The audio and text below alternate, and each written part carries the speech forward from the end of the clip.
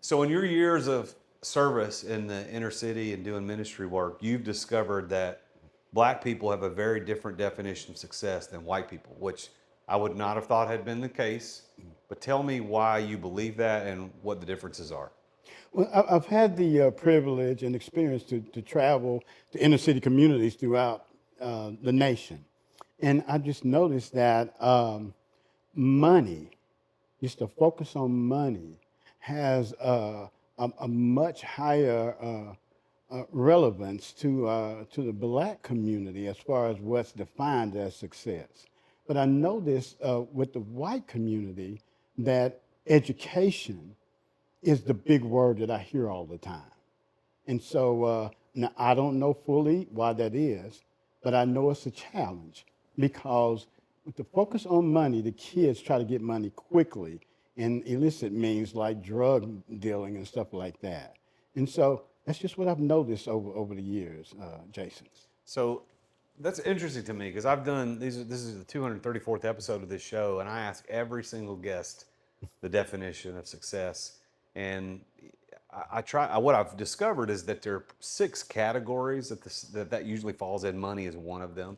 Money, mental, impact, relationships, etc. And all these different ones. Money is by far, well, not by far, but is the number one that shows up most of the time, but not in the way that you might think. It's not about, hey, $1 billion is success. It's about having enough money to have freedom to do what you want when you want with whom you want. So, and that would be the same from my black guest, white guest, or any other. But I would have never thought that. That is very interesting to me. That is very, very interesting to me. I think your perspective, though, is interesting because you spent most of your adult life working in the inner city, Right. working with mostly black families, black kids, et cetera. And you were talking pre-show about most of the help is coming from the white community to do that. So you're getting to see 2 different sides of this. Exactly. Now we've got here on the table, we've got 2 books that you wrote. One is A Walk of Love. This is your autobiography. And there actually was a movie made about you called Unconditional. Right. And everybody needs to go watch this movie. Michael Michael Ealy, Michael Ealy a played, light-skinned, blue-eyed guy that looks exactly not like me. but he was in a lot of Tyler Perry movies too, wasn't he? That Yeah, guy. he's in a lot of Yeah, movies. he's in a lot of movies. Successful actor. Yeah. So he played you Yeah, and your exactly. story of your triumph and prison and all the stuff which I want to talk about today. And then you got this other one, Love or War, Choose Love, and this is a little bit more about what you've been doing now with all your other ministries and stuff. So Exactly. let's go back and talk about Papa Joe before he was Papa Joe. So Okay. you were growing up. You grew up here. You grew up here in the local area, right? I was born in Nashville, Jason, but I grew up in a small town called Waverly, Tennessee, Oh yeah, which just is west. not far from. Just west, out on the Tennessee River, right? Yeah, I grew up a country boy. Country boy. And you were a pretty smart kid. You ended up getting into computers and doing computer stuff as a young adult, right? Yeah, I was just say graced to be one of the let's just say top-ranking students academically at my high school, and I had a full engineering scholarship and I minored in computer science. Wow. So I didn't know that. You get a full scholarship. Where'd you go to school? I went to school at UT in Knoxville. It was actually a cooperative program that I had at Eastman Kodak. But yeah, and so I was an honor student all through college, and I tutored 3 programming languages. So I basically was a nerd, Jason undercover. Papa Joe, the nerd, undercover nerd. So you were doing that. Was that your goal in life? Were you going to stay in computer programming? Was that the original goal? Well, I wanted to be an engineer and just use computer program as a tool. And Right. so that's what I was going to be, because I had a job waiting on me at IBM before I made a big mistake. Yeah. So you did make a big mistake, and this is talked about. You share this in the movie with the fictional character in the movie, Sam, who kind of helps weave the story Right, through the whole exactly. thing, which was interesting because I didn't know she was fictional, and I had met you before I watched the movie, and I was like, he didn't talk about this girl at all the whole time we met, but I Well, learned, it's a yo on the fictional. yeah, The young Sam is exactly how you saw her. yeah, The older Sam is what we call a composite. right. It's a storyline of several adults put into one. And then you tell her what you did. So tell me the mistake that you made that landed you in prison over $200. This is insane, but tell. Okay. Well, Jason, I've been young a long time. Okay. So this was back in the '80s, and so in the early '80s, like I said, I was an honor student in engineering and computer science, and so by day I was an all-American kid, and I did have a job waiting on me at IBM, high-paying job. Um, and I tutored 3 programming languages, like I said, but I was challenged to, okay, I was one of the original computer hackers, Jason. Let me go and throw it out there. And this was during the time where a movie named War Games came out. Oh, I remember which was that. a bad time to be a hacker. Well, any time is a bad time to be a hacker, okay? So I was tutoring 3 programming languages by day. By night, I was one of the original hackers. So I was dared to hack into a bank. And so, unfortunately, I did it. And so how I got caught is when the ATM machines first came out.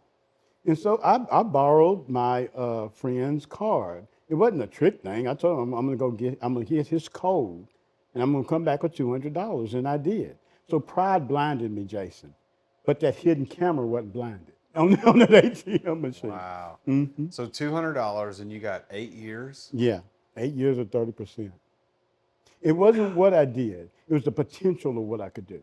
Like I said, it was right when that movie came out. What was it like when you got caught? What were the emotions? Oh my gosh, it's like Humpty Dumpty that sat on the wall. And and it's like everything came tumbling down on me. I was like an egg that burst because I spent years trying to get an education. Even, like I said, I was a full co-op student, finished that, honor student, and yeah, lost it all. So you you weren't able to finish college because of that? I didn't. What happened was I was one class from getting my degree. I was actually going to go take the test for the class, and let's just say I had to go somewhere else. So where did you go? Where did you end up doing your prison? I was in Knox County because I was at UT, so I was at several places. But in the movie, you'll see there was one scene where I was in Brushy Mountain State Penitentiary, which was the most notorious prison in the state at the time. Right. James Earl Ray was there, the guy that killed Martin Luther King. Right. And so I was there for 6 days at first, but ended up being there longer because of the skirmish that I got in. Yeah, so you ended up kind of protecting somebody else, but you almost killed the guy. You were beating him up so bad. I protected a white guy in a totally segregated prison where James Earl Ray was. That's literally what happened. Yeah, I've been to Brushy Mountain, done tours there. It's now a tourist spot, and they have concerts and tours. They got a distillery there. They make Things whiskey. have changed. Jason. Well, interesting stories. My great uncle was the warden there back in the. Well, I mean, in my dad's lifetime, because my dad, my family's from East Nashville, and he would go to Brushy Mountain. And the house right across the street there in Petros, that was a warden's house, and my dad would go there, and he would get his haircuts as a kid at the prison. Are you serious? Yeah, I don't know. This had to have been in I guess my dad was born in the 50s, so this was probably in the early 60s. I'm gonna guess. Gotcha. Yeah. So anyway, long before that happened for you, but so you were at Brushy Mountain, and. You ended up spending how many years in prison? 3? Was it? It was 8 years at 30%. But see, now one of the places I was at was Sneedville, and the sheriff didn't know how to use his computer system. And so I taught him, actually I taught his staff how to use his computer system, so I became a trustee. And I was able to give the prisoners good time, and let's just say I gave myself a lot of good time. So I only spent a year and a half in prison because of the percentage. Oh, okay. Yeah. The only reason why I ended up at Brushy Mountain, Jason, is because I helped 30 guys get their GED.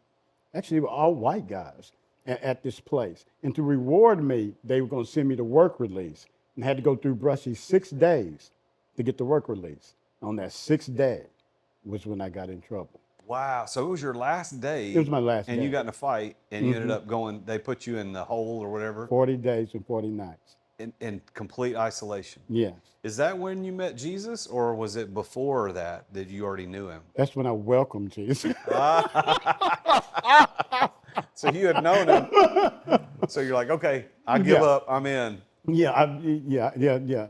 If you want me to tell you, I had a dream. Yeah, tell it. When I was in the hole at Brushy Mountain, I saw in the dream, I saw a red rose floating down a river. Now, I didn't have any interpretation skills like Joseph in the Bible, but I thought maybe a red rose meant the love of God to somebody. But then I thought, well, there's no way that God's going to love me after what I did, okay? Because I failed you, God. And I really thought I heard this in my spirit. You're not big enough to fail me. That changed my life, You're not big enough to fail me. to fail me.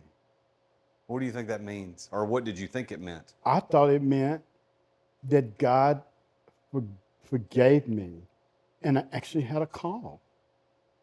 Yeah, What did you, at the time, did you know what that might have been? had no idea. Now you, in the movie, it talks about your kidney disease. When did the kidney disease manifest?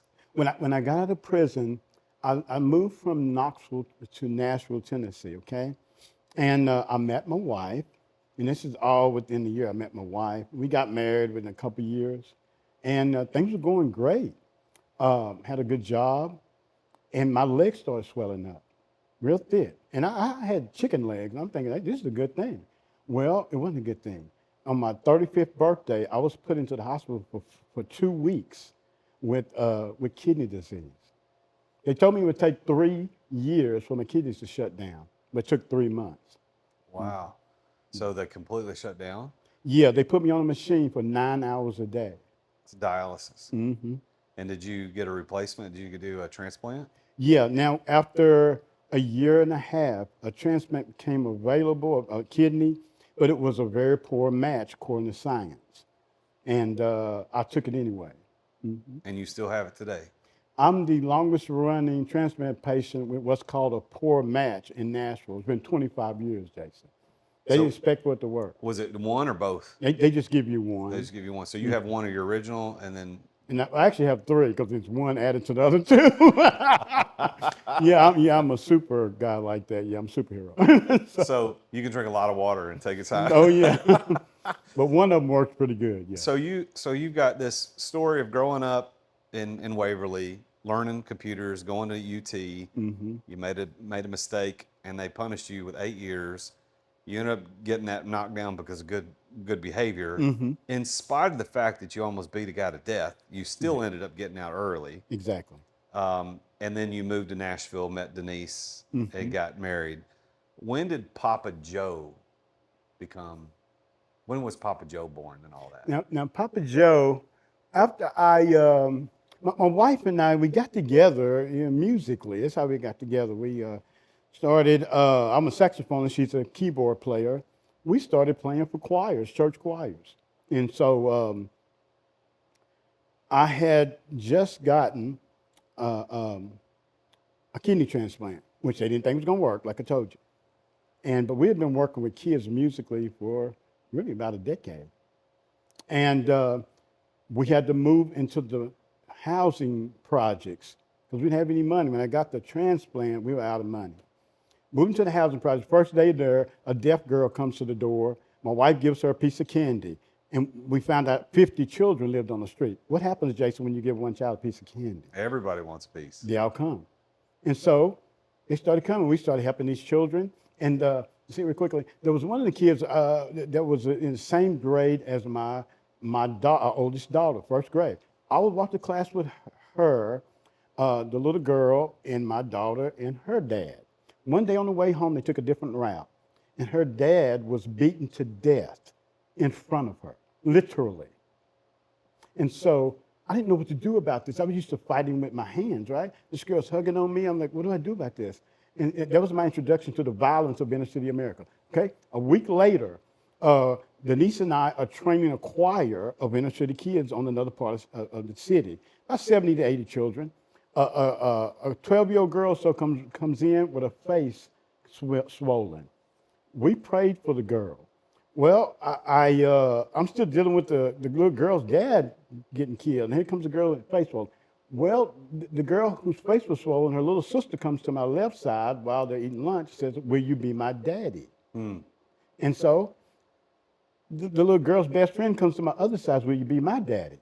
It set off a chain reaction. Before I knew it, 30 to 40 children were surrounding me saying, will you be my daddy? Will you be my daddy? Will you be my daddy? And tears started coming up in my eyes. I had to shut rehearsal down. Well, Jacob's name meant trickster. Well, I used to be called Tiger Joe. Well, when I got home that night, I just prayed and I believed that God changed my name to Papa Joe. So the next week I came back and said, y'all can call me Papa Joe. And that's how Papa Joe was created. So how old were you when all this started going down? I was about, golly, I'm so old now. Oh my God. I was about in my mid to late, about 37, 38, somewhere around in that. And did you have your own children? Yeah, at the time we had, I think, 2 children. And we weren't supposed to have any more children after the second one because of the kidney transplant medication. So it's hard for me to keep up because we ended up having 6 more. We have 8 biological children. And so, You have 8 kids. 8. Okay. And 10 grandkids, but that's a whole nother story. So yeah, so we had 2 or 3 children, 3. We just had the 3rd child at the time, yeah. So you had 3 of your own kids, and these little kids are.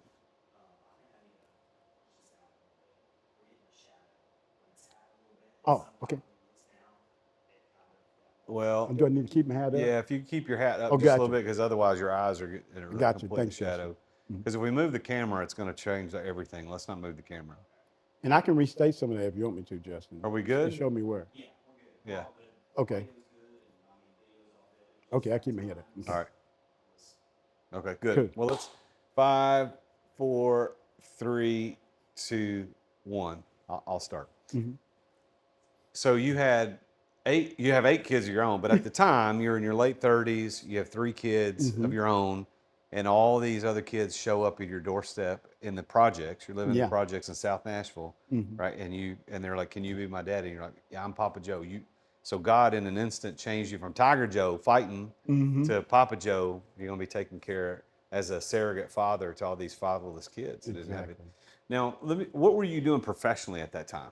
Well, professionally at that time, I was actually on disability. I couldn't From do the a kidney thing. disease. Yeah. What was Denise doing? Let me say this. I wasn't just on disability. I also had a business where I was doing Sunday morning bulletins for churches. Oh, okay. Like Yeah, designing and printing them? Yeah. And at the time, I guess people just wasn't doing it. So I went around the churches. I had a bulletin business, and we were also hired to play for choirs all over town. You played the saxophone. Yeah. And we trained and taught the choirs, yeah. And there's a scene in the movie where you pull out saxophone and you're playing for all the kids. I thought that was really cool too. So you're really on disability. You have your small business on the side, and you're living in the projects. What happens next? I mean, because you go from that, somehow you get to Elijah's Heart, where you're actually doing this on your own as a ministry. Tell me about how that transition happened. Well, when we moved into the housing projects, I realized that I need to get a nonprofit 501c3 set up, and so we did it pretty soon after I quote became Papa Joe. So it was soon after we moved into the housing. So you moved. So when you started the 501c3, was it immediately named Elijah's Heart? Yes. And where did that name come from? The last 2 scriptures in the Old Testament, when the Lord said, "I send, Elijah the prophet before the great and coming day of the Lord, and he'll turn the hearts of the children to the fathers and the fathers to the children," which points to surrogate parenthood. Fatherlessness is such a, I don't know, fuel for these kids' trauma and problems, in the communities, and not just in America, all over the world, really. And so we thought that we could help grow surrogate parents, surrogate brothers, surrogate fathers, and that's, largely what we do. So when you did that, you started the 501c3, you're still dealing with your kidney disease, recovery. Yes. At what point did you kind of get the bill of good health from the doctors? You're like, oh, this is actually going to work. When did that happen? Well, it actually never happened. They kept thinking it was going to shut down. Really? So you at any moment, you could have keeled over, as far as they were concerned. Yeah. So you start this ministry to help these kids, giving them food and surrogate parenting. Yeah, And at any moment, you could. exactly. God said, "No, I got something for you to do." Exactly, because I had what was called a sclerosis disease, which is a killing of the kidney cells. And so they thought any moment that the disease would kill it. But they still hadn't found the disease in 25 years, Jason. So I don't know why they keep looking for Wow. it. Well, isn't that great though? I mean, Oh, yeah. because if you let's say, man, if you hadn't had kidney disease, you wouldn't have been living in those projects. If you hadn't Right, been living in those projects, you wouldn't have met those two little girls that said, "Will you be my daddy?" right. And you wouldn't have turned into Papa Joe, and we wouldn't be sitting here talking today. It wouldn't be a movie called Unconditional in 121 countries and 501c3 foundations that have been sprouted up all over the world because of all of this stuff. Right. Let's take a quick break to thank our amazing sponsors for making this podcast possible. Hey listeners, a quick message here about something that's been a game changer for my business, and that is Dubb, spelled D-U-B-B. I have been a loyal user of Dubb since they started. I think it was back in 2017, 2018. And I can't say enough good things about their video email platform. With Dubb, I can send personalized video emails that let my energy come through, making every message more engaging. And whether I'm introducing myself to a prospect, connecting people, which is one cool thing that I do with it, or sharing important updates with my clients, Dubb makes it easy and effective. It brings the personal back to sales. Now, here's the best part. They are one of my sponsors of this podcast, and without them, I wouldn't be able to bring this amazing content I bring to you every single week. Because they're a sponsor here, they're offering a special deal just for my listeners. You can head over to therealjasonduncan.com/Dubb. That's therealjasonduncan.com/Dubb, and that's D-U-B-B. And you're going to get 50% off your first 2 months. This is your chance to revolutionize your email game and your video game. Trust me, Dubb has closed more deals for me than anything else. Give it a try. See the difference. Thanks for listening to our sponsors. Now, back to the show. So how long did you live in the projects while you were running the lights? Because I don't think you live there now. Oh, no, no. Just so, but you have a base of operations over in South Nashville. On what street is it? It's on Lafayette. Oh, yeah, Yeah, and if your country is Lafayette. it's Lafayette. In Nashville, we call it Lafayette. Just like there's a city called Lafayette up in what county that I forget what county it is here in Middle Tennessee. Exactly. And then there's Lafayette Street. So you're on Lafayette, and you've got a base of operations there, which my mastermind, the Exeter Club, we went last Christmas and did Exactly. well, not Christmas, it was December. I thought Yeah. that's why I said Christmas, but we went in December last year and did a service project, and honestly, I'd never heard of you. I didn't know anything about Elijah's Heart, and my assistant Renee found you, and we called you, and we said, hey, we've got a group of guys and women that want to just come and do some work, and you're like, bring it. And so we filled up, I don't know how many boxes of food or Right. bags of food, because you do this walk of love where you go around and hand out food. How did that become a thing? Well, when we lived in the housing community, we started it then. We were helping the kids educationally. We were tutoring the children and feeding the kids that were coming to our home. Well, my wife had this crazy idea. Why don't we take flyers throughout the community and see who else is hungry? Now, understand, we lived in the housing community, Jason. There were over 300 homes in that community, but we still took flyers throughout there, and people started calling us. And so we kind of put the cart before the horse, and we go out to businesses, churches, just to get help for these kids. Yeah. And how did you fund all of that? We just went searching. We knew that if Jesus was sending us to help these children, somebody was going to say yes. And so I became a salesman for little children. Wow. And so your organization now receives, I mean, what type of funding do you receive annually to do what you do? Is that something you talk about? If you don't talk about it publicly, No, that's it's okay. And the ways to get funding is through foundations, through businesses, churches, individuals. Most of our funding comes from individuals. Yeah. People that just see what we do and say, look, I want to help out. Mm-hmm. Yeah. Well, and then you do this walk of love where people come and show up. Not only do we, like what our group did is we pack the bags, and then you have a a day where you go and give out the bags. Yeah, and to give you an example, this past month, at least every 2 months or so, we'll do what we our door-to-door walk of love. But if I backed up, when we lived in the housing community, we started going door to door because you got elderly, you got disabled, you got single moms with a lot of kids that just can't get out. So now, like last month, to give you a magnitude of what we do, we brought in a semi truck, which is not unusual. Sometimes we bring in 2 semi trucks. This particular one was for 400 families. We had 400 boxes of food, 400 boxes of personal hygiene stuff.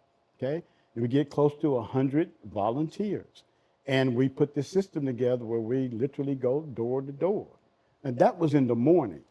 In the afternoon, we brought in perishable food. In the morning, it was non-perishable canned food. In the afternoon, we brought in a box truck, 15 to 25,000 pounds of perishable food. And we worked that. I'm talking about fruits, vegetables, meats. And then the community comes to us to get that. And so, yeah, we probably gave away, I know the semi truck, we had a little over $100,000 worth of resources. And on that box truck, we had at least $30,000. So we gave away $130,000 worth of resources in that one day, Jason. Wow. So tell me about a success story you've seen through your ministry, something where somebody's life changed as a result of Elijah's heart. The kids need to see something outside of all the mess in the community. Because you're talking about inner city America. You're talking about gangs. There are 3 main gangs over in this particular area, okay? You're talking about gangs, you're talking about drug dealers, you're talking about alcoholism. You've got violence going on. And so a lot of these kids don't get out of the community outside of school. And so what we do, we bring in people like you so that they can see they're actually men and women who are successful and want to encourage and inspire you. Now, when we do that and we do it consistently, they feel like they actually have the potential of doing better. And so we get people that come in who were in the same situation that they're in now. And so they bring in testimony of how they came from inner city poverty and now they are successful, whatever. You know, a lot of times you say doctor, lawyer. You don't necessarily be a doctor, lawyer. We got mechanics that are very successful. That, you know, they have their own businesses and so forth. And so, yeah, we do that. We show the kids what they can be. Mm-hmm. Isn't that really what it's all? I mean, isn't that what life is? I think if a kid grows up in the middle of the country in Waverly, Tennessee, and never is exposed to the opportunity that you got exposed to, they don't know that it exists. Therefore, they don't have any aspirations. They can't. Their aspiration can only be based on what they know exists. Exactly. So if we get kids that are growing up in the projects and all they see is fatherlessness and they see drugs and they see gangs and they see death and destruction, they don't know any better. They don't know. They don't know. So what you're doing with Elijah's heart is showing them, look, there's more to this. There's the opportunity to go to school, to be a computer programmer, to be a doctor, to be a lawyer, to be an entrepreneur. What type of programs have you found to be most successful through what you're doing to help these kids see what's available and what's possible? Well, what's different about our organization, because we have a vehicle, now I'm talking about a physical car, a way to get resources into the community. Here's the thing. Just think about this. Hungry people eat. So if I bring a food event, the people are going to come out because they need the food. While they're out there, I can have someone who's going to have a tutoring service, someone who is going to have a cooking training service. There's a guy named Sterling, Mr. 100, you know, that grew up over there. He teaches kids how to cook. They can become chefs. He's a celebrity chef. And so when they come, what I do, I set a foundation where the kids can see other ways that they can succeed, not just Elijah's heart. Now, we're a door to show the kids, you know, where they can go by bringing other organizations in, because the kids are going to come out. They're going to come out for the food. The parents are going to come out. So your 8 kids that you have as a real father. And you know, and I don't know that I said this specifically, but we're talking with Joe Bradford, who's now known as Papa Joe. The movie Unconditional was made about you. In case I didn't say that earlier, but with you and Denise and your 8 kids, what are the ages of your kids now? Okay, now it's a 20-year span in our kids, Jason. The oldest is 30. The youngest is 10. I Oh know my that's gosh. crazy. I've got a grandchild older than my youngest child. So it's like 30, 27, 23. I don't know if we got enough time for this. 19, 16, 14, 12, and 10. I might skip one or two, but yeah. And you got how many grandkids? I have 10 grandkids and one on the way. Oh And wow. that's just from the first 2. Grandpapa Joe. Yeah, Grandpapa Joe. Well, so what do your kids see? Are they involved in Elijah's heart?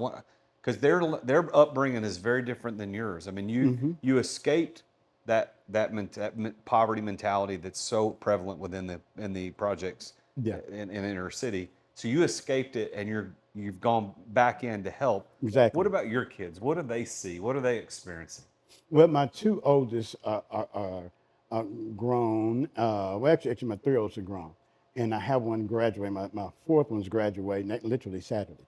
So, if I take my oldest son, for example, he came up in music. He's a music artist, recording engineer, and also a producer. And he's a dog trainer. What heck in the dog training? We're just, and we ain't talked about this yet, but my definition of success, he kind of went there.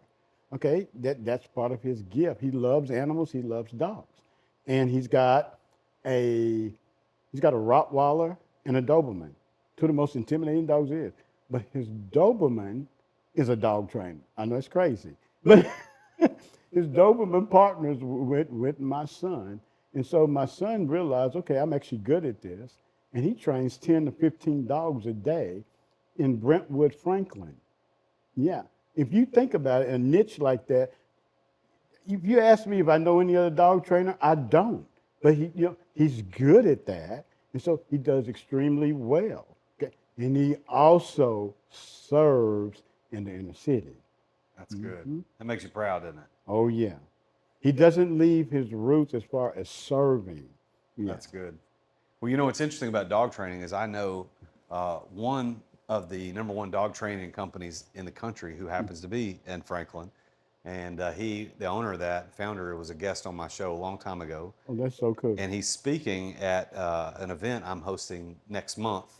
And so after post show here, I'm going to connect you and him so that y'all can get together, because he's built a multi-million-dollar dog training platform, and your son would probably be very interested to talk to him. So He probably knows who he is because he follows these great dog trainers on YouTube. But yeah. So what's next? I mean, how old are you, Papa Joe? I am 62. 62, Yeah. young 62, and you've got you should have been dead a long time ago. Long time And ago. God's got something specific for you to do, which is why that you're still sitting here and still hard charging. What's next? What's going to be this next big step for you in life, ministry, family? What are you going to do next? Legacy. And what does that mean to you? It means to me is replicating what I'm doing without me being there. Okay. Okay. Yeah. Yeah. For example, the resident services director of the housing authority. He's kind of like the keeper of any type of services that come in to the housing authority. Housing authority is huge in Nashville, all kinds of communities. Okay, and so he asked me to take my model throughout Nashville. Okay, my vision is to take the walk of love model, nationally. That's why they had me on Good Morning America, is to take it national. And I've taught people all over the country, with that model. And so, yeah, a big focus that I have is to grow that. Because, after doing this for decades, I've got some keys to help kids in inner city communities all over the country. So, yeah, that's where I'm looking at right now, is to build a strong foundation in Nashville and spread this thing nationally. Are you do you use your engineering education at all in what you're doing now? Oh yeah. Oh yeah. When I was in high school, Jason, I was a class favorite, most versatile, and so it was just a grace to have various gifts, and so I put them all together into a package. Okay, and so yeah, I use everything I've learned, in what we do. Mhm. That's great, man. Well, I applaud your heart and what you're doing, and I've not read your books, but you're giving me copies today, so I'm gonna make sure to read these. But the movie Unconditional is great. I mean, you can watch it on YouTube right now. I think it's on Yeah, YouTube. yeah, yeah. At papajoe.org, you can get a direct link to it. So, Yeah. season time. papajoe.org. Everybody go Hmm. check that out. And you've also got, one of the things that we talk about pre-show, I want to make sure I don't miss this, is you've got a lot of opportunities. If you're in Nashville or want to come to Nashville and you want to help, there's lots of volunteer opportunities with Walk of Love, with Elijah's Heart, putting that stuff, putting the packages together and even going and doing that. So how would people get in touch with you if they wanted to get involved in any of those volunteer opportunities? Well, the best place to go is walkofloveclub.com. And there we have an upcoming events page. And it pretty much tells everything we're doing in each season. Like, for example, in the summer season, for example, we got things coming up. In the fall, we've got things coming up. It depends on what the season is. And so they can get on there, see what's going on, and they can RSVP right there on the site. So you said we started this whole show talking about there's a very different definition of success, generally speaking, in your experience from black people versus white people. What do you, and you said it already, but I want to call it back out. What do you, Papa Joe Bradford, believe that the word success means? Well, to me,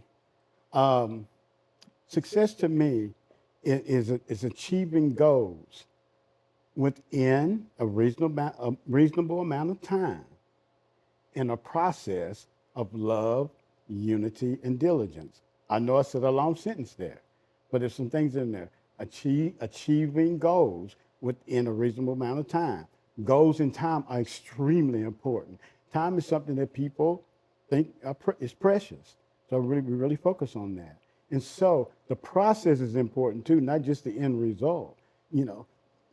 When you come out with us, you got to unite as a team.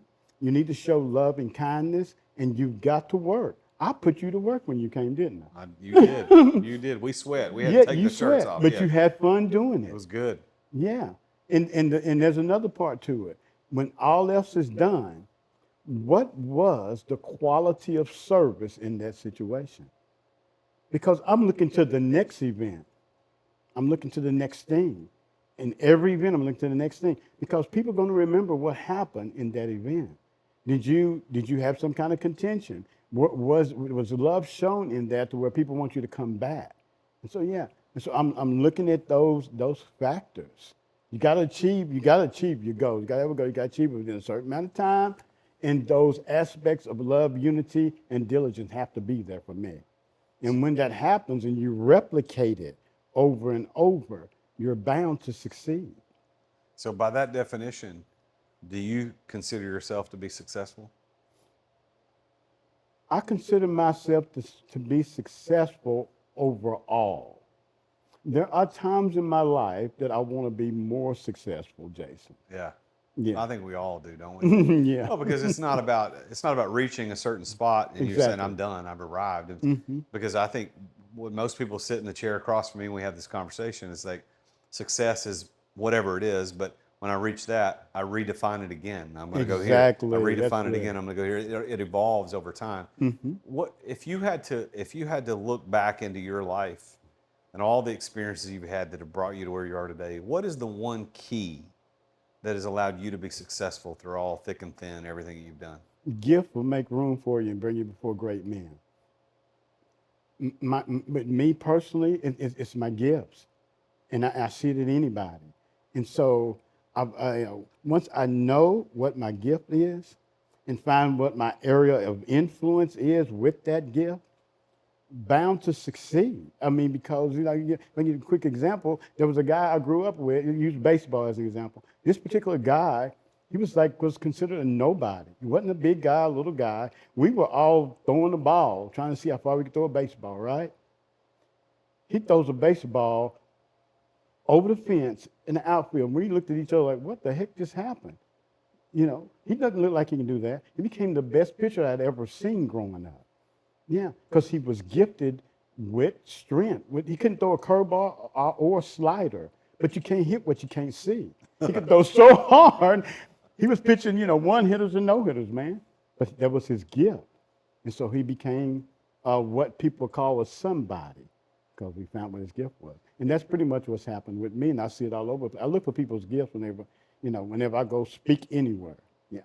How do you recommend someone discovers or knows what their gift is? Well, you can research. They got this crazy thing called Google. Okay, okay. And I really believe over a period of time, if you try different things, it's going to become apparent. I don't think you can run from your gift.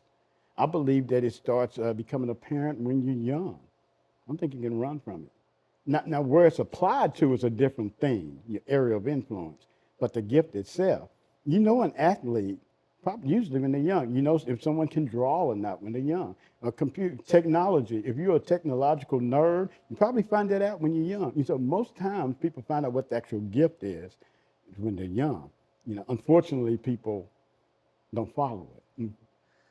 Well, I want to go back before we finish our conversation today, and I want to talk about your experience in the inner city, because I think all of us, for good or bad, we have our opinions about what the inner city is. Yeah. And we have our opinions of why it is the way it is. Mm-hmm. And I think probably our opinions are based some on some truth, others on speculation and what we think and we hear in the news. But what is it really like in the inner city? What is the inner city? Well, I mean, that's a term we throw around, but what is it and what is it like and why does it exist? Well, number one is the word poverty. The umbrella is poverty and everything that comes with it. Because when you have poverty, I don't have enough food to eat. Visited a single mom's house years ago. Went to the refrigerator. She had 6 children.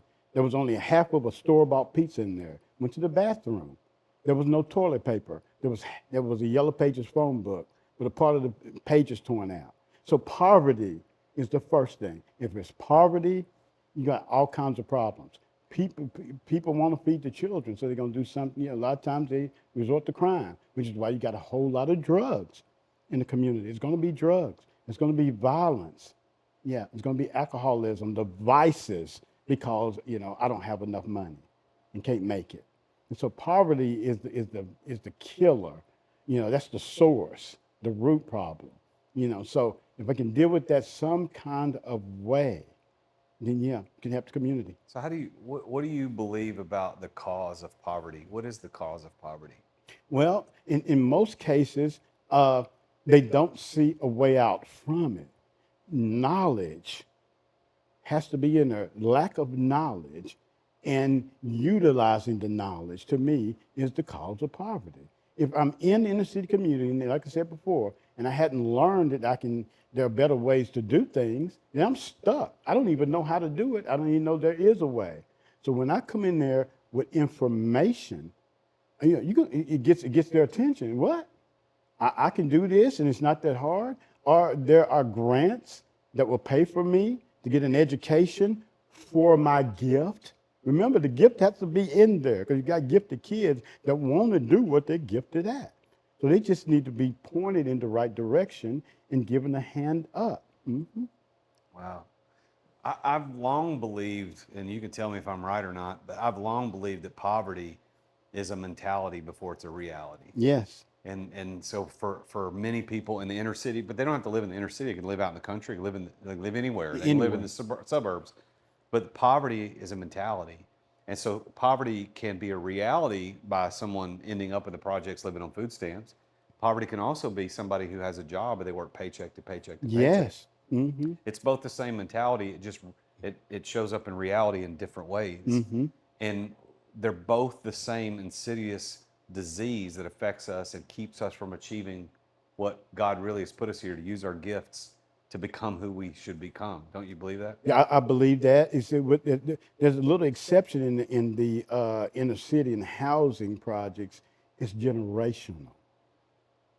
my mama was here, my grandmama was here, my great grandmama was here. That's all they've ever known, so that's all I know. So that generational poverty has to be broken. Hmm. Wow. I don't think I probably have heard that before, but I don't think I've Hmm. ever thought about it because I know Hmm. one of my aspirations is to create generational wealth, Hmm. and I help other people, with to achieve and to go through that same aspiration. Yeah. But I never really thought about generational poverty in the same idea. Um, wow, Hmm. that's heavy. That's really heavy. Oh yeah. And do you see a lot of people who live in the inner city that are affected by this generational poverty who don't like who have pride in being part of that? They like not only do they not want out, they like I love this. I want to be in this. That's the sick part of it. I'm not judging the people as sick, but it's the that mentality is a sickness that I do see a lot of, to where it's hard to pull them out. It's like it's an addiction. It's like poverty for them is an addiction, and they feel content in just getting helped all the time, entitlement. Feel Yeah. content in it. Hmm. So if you won the Mega Millions lottery tomorrow, I think it's like $500 million now or something like that's crazy. What would you do with the money? What would I do with Yeah, it? what would you do with it? Well, hopefully I wouldn't be a fool, because I believe a fool and their money are soon separated. That's true. Yeah. I would personally. I'm a big. Uh, let's just say advocate of investing. We got to do that. I'm not going to give it all away. I'm not going to spend it all. I'm not going to do that. Partially be investing, and another thing, I'm going to give. I'm going to invest and give. Those are two things I have to do, because I believe with giving, yeah, not for the purpose that it will be returned to me. It's just a natural thing, because in my faith I believe giving is better than receiving. Yeah. Yeah, so both of those, investing and giving. Yeah. Well, I want to ask you my final question for today's show is a question about some advice. Okay. So a lot of people who listen to the show are entrepreneurs and they Hmm. want advice. And most of the people I interview are entrepreneurs, and you're a little bit different than the normal guy I have sitting in that chair.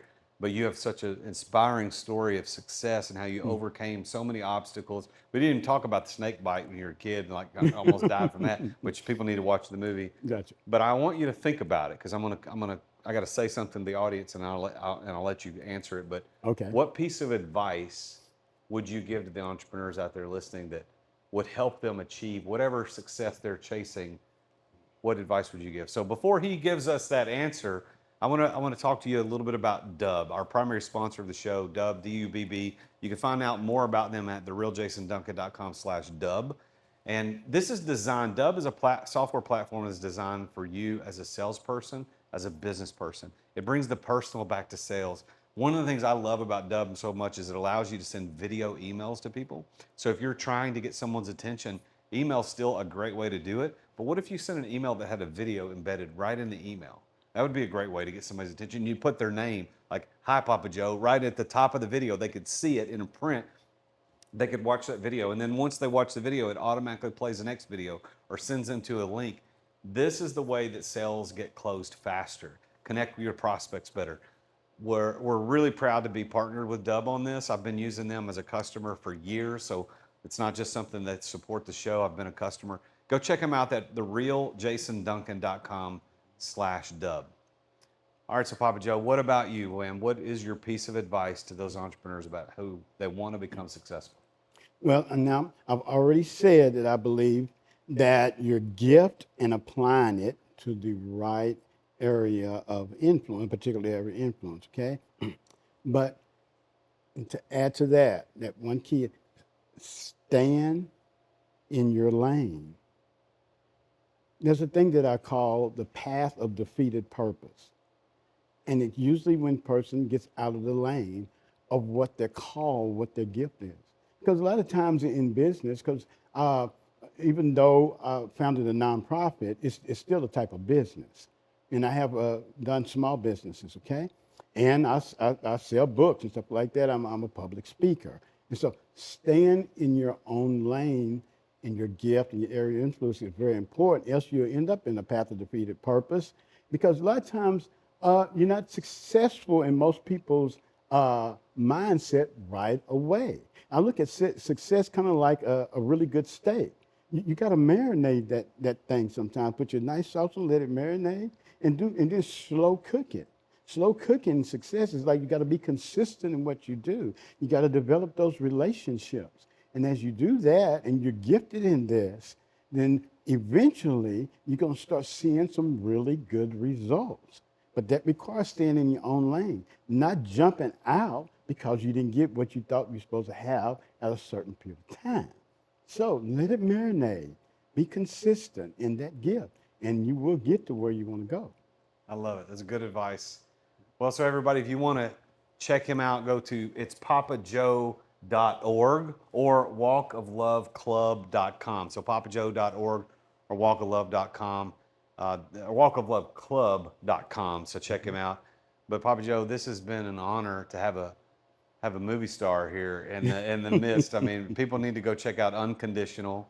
Thank you for doing this, and God bless you for what you're doing here in Nashville and the effects it's going to have in the world because of what you're doing here. So thank you so much for being on the show. Thank you, Jason.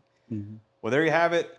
We've got another successful person we just talked to. This is a little bit different story. It's not about the traditional building of an entrepreneurial business, brick and mortar, selling products or selling services. We got somebody who has dedicated his life to being a father to the fatherless, to bringing food to the hungry, and helping people escape this poverty mentality, this generational poverty that we talked a little bit about during the show. And so I hope this was inspirational to you. I think this is very interesting to me. I want you to tune in again next week when I talk with someone else about their journey to success. And make sure you check out our YouTube channel, because we're here at the Ariston on Church Street in downtown Nashville. This is a cocktail and cigar bar right here in downtown Nashville. They were kind enough to let us use their place here. It's a great we're in their members only room. This is a kind of cool place. But check it out, the Ariston here in downtown Nashville. Thanks to PJ Pierce and all the folks here at the Ariston for letting us host it. Thank you again for watching the show. Listen to the voiceover guy at the end. Do what he says. Until next time, I'm the real Jason Duncan. And as always, Jesus is King. Thank you for listening to another edition of The Root of All Success with the real Jason Duncan. If you've enjoyed this week's episode, visit therootofallsuccess.com to access the show notes and other helpful resources. Follow Jason on social media at The Real Jason Duncan. See you again next time here on The Root of All Success.